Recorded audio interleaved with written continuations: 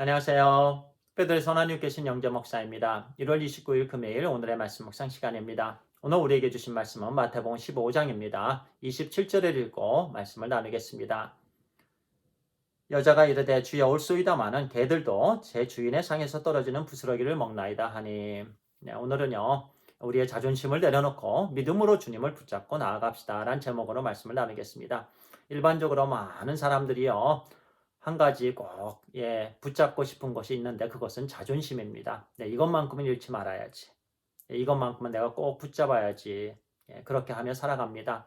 그러면 문제가 일어나요. 그래서 우리는요 자존심을 내려놓아야 되는 줄 믿습니다. 참 힘든 일인데요. 그럼에도 불구하고 자존심은 내려놓아야 됩니다.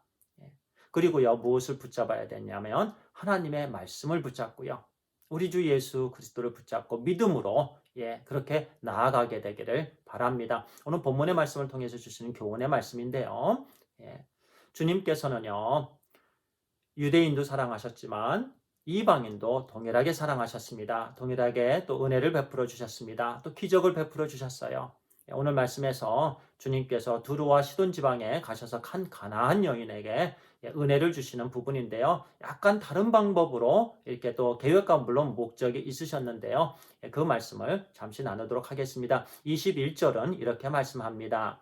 예수께서 거기서 나가사 두루와 시돈 지방으로 들어가시니 두로와 시돈 지방은요 지중해에 가까운 이방의 땅입니다.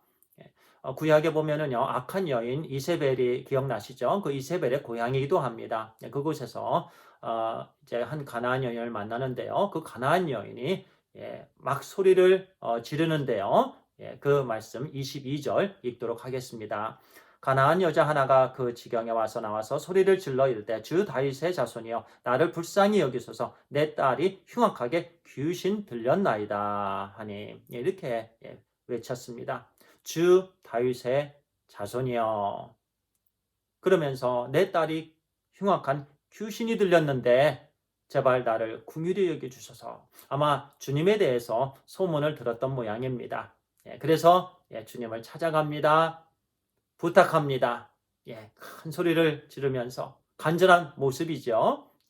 그런데 주님께서는요, 다른 복음서에서 보면 이와 같은 장면에서는 직접 찾아가서 고쳐주시든가 아니면 말씀으로 고쳐주시든가 이런 방법으로 회복시켜 주셨는데요.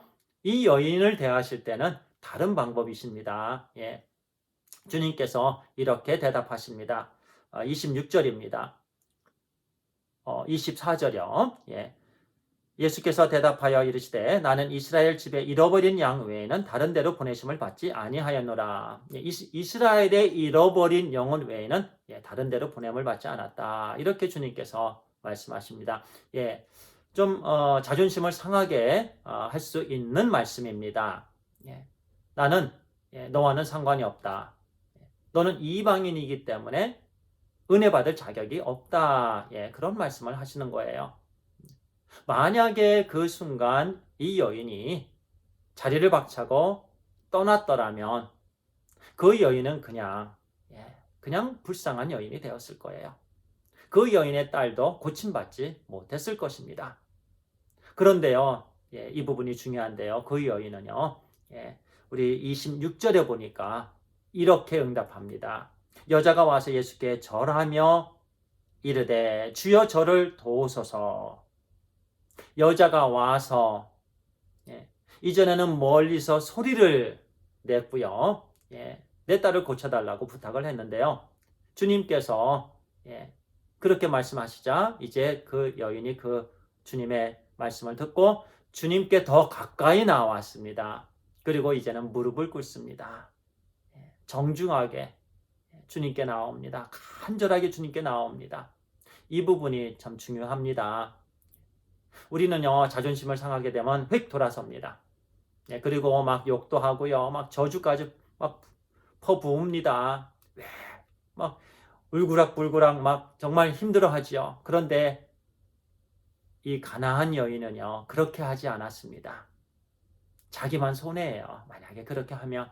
그런데요, 이 여인은 반대로 주님께 더 가까이 나아갔습니다. 더 간절한 마음으로 무릎을 꿇었습니다. 우리가 이렇게 되길 바랍니다. 주님께 더 가까이.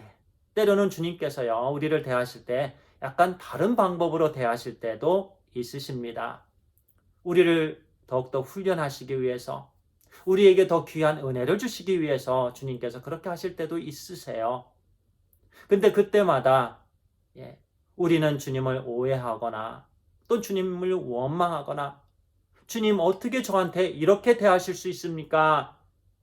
제가 주님을 사랑의 주님으로 알고 있는데, 제가 주님은 자비의 주님으로 알고 있는데 어떻게 저에게 이렇게 하실 수 있습니까?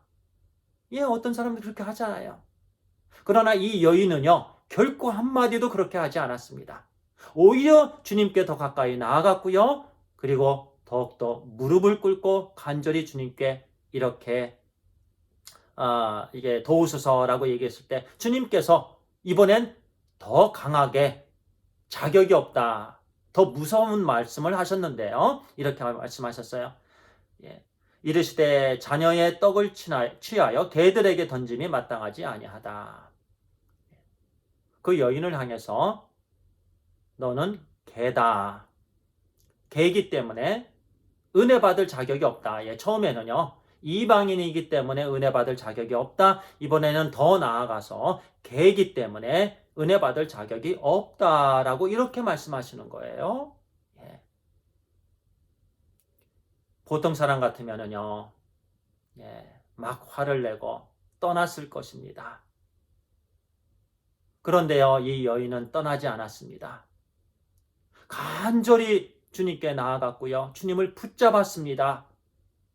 그리고 이렇게 응답합니다. 27절 아까 처음에 읽었던 구절인데요. 여자가 이르되 주여 올소이다마는 개들도 제 주인의 상에서 떨어지는 부스러기를 먹나이다 하니. 올소이다.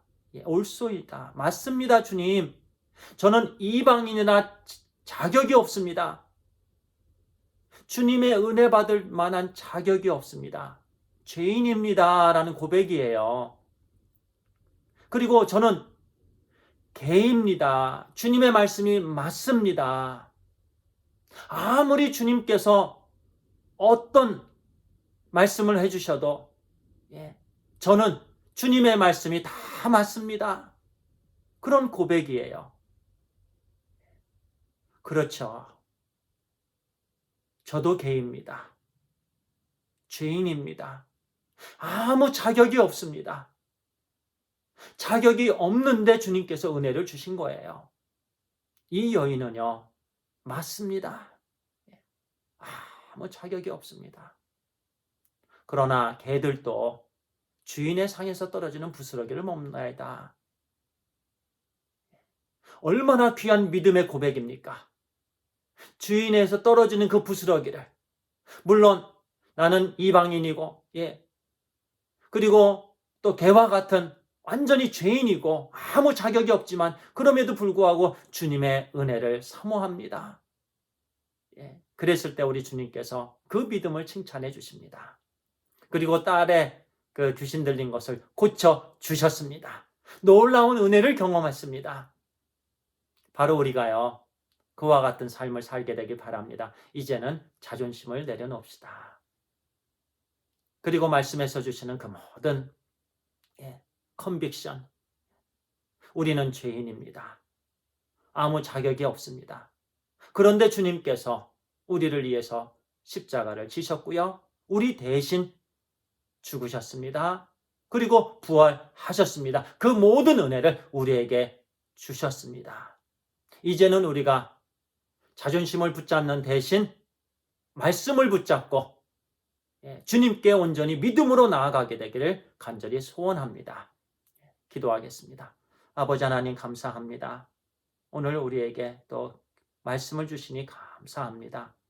이제는 붙잡지 말아야 될 그 자존심 내려놓게 해주시고, 붙잡아야 될 말씀을 붙잡게 해주시고, 믿음으로 더욱더 간절히 주님께 나아가게 해주시옵소서. 그러면 주님을 경험하는 오늘 하루 되게 해주시는 줄 믿습니다. 주님 감사합니다. 사랑합니다. 우리 주 예수 그리스도의 이름으로 기도를 드리옵나이다. 아멘. 감사합니다.